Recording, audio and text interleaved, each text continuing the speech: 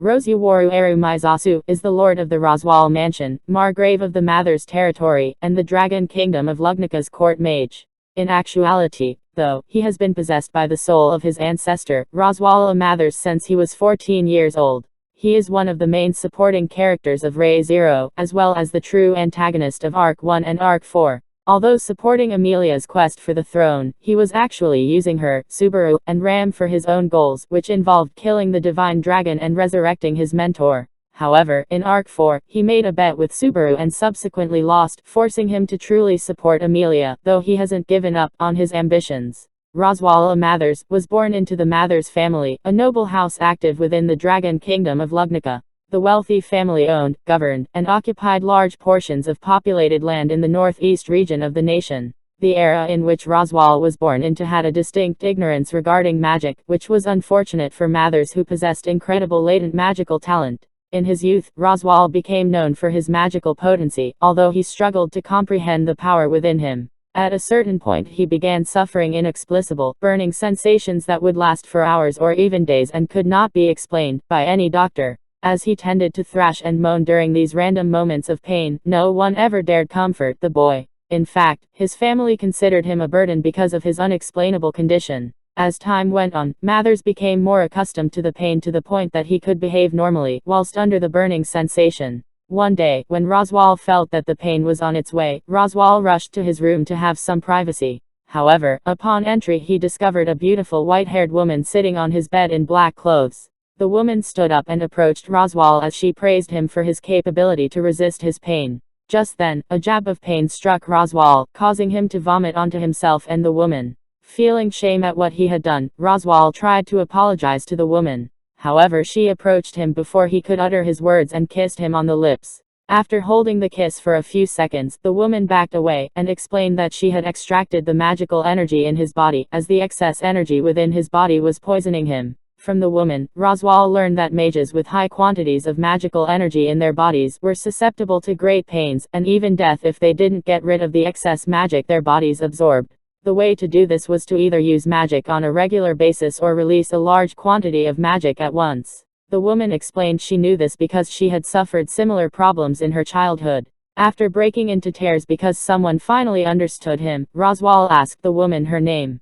She introduced herself as an evil witch whose name was the Witch of Greed Echidna. Roswaal introduced himself to her in turn, and eventually went on to become her loyal apprentice. He fell deeply in love with the witch to the point that she mattered to him more so than anyone else, including himself. Throughout the years, Roswaal slowly began to unravel his magical talent, and honed his abilities to near perfection, although he was never able to achieve the same magical prowess as his mentor Echidna. By the time he was 16, Roswaal was already considered to be one of the top mages in the kingdom. Soon after, the Warlock of Melancholy successfully located Echidna in her cloning facility located in the Cremaldi forest. Roswaal confronted Hector in order to buy Echidna some time, but he ended up swiftly defeated, and almost killed. In the last second, Echidna came to the rescue, fending off Hector and saving Roswaal's life. But the defeat Roswaal suffered was demoralizing, and he was never able to fully heal himself again. Instead of achieving the pinnacle of arcane arts, he spiraled down the dark path of sinister magic, and over time, his mind had utterly changed. After Echidna died, Roswaal started to possess his descendants, with the purpose of bringing her back. Shortly after his 30th birthday, Roswaal L Mathers died and possessed the body of his son, Roswaal B Mathers. Roughly 15 years before the events of the main story, His Majesty Randaho Lugnica held a ceremony in honor of then 14-year-old Roswaal L Mathers, inheriting his father Roswaal K Mathers' name, after the latter met a premature end. On his way back from the royal palace, Roswaal was robbed by a small kid. After successfully cornering the kid in a dark alleyway and demanding the return of his stolen golden feathered ornament, Roswaal was interrupted by a large man who introduced himself as the kid's boss. Not wanting to shed blood, Roswaal moved in for a one-hit knockout. However, due to recently switching bodies and not yet being fully accustomed to the new body, the so-called boss took the hit and retaliated with his own, knocking Roswaal out instead.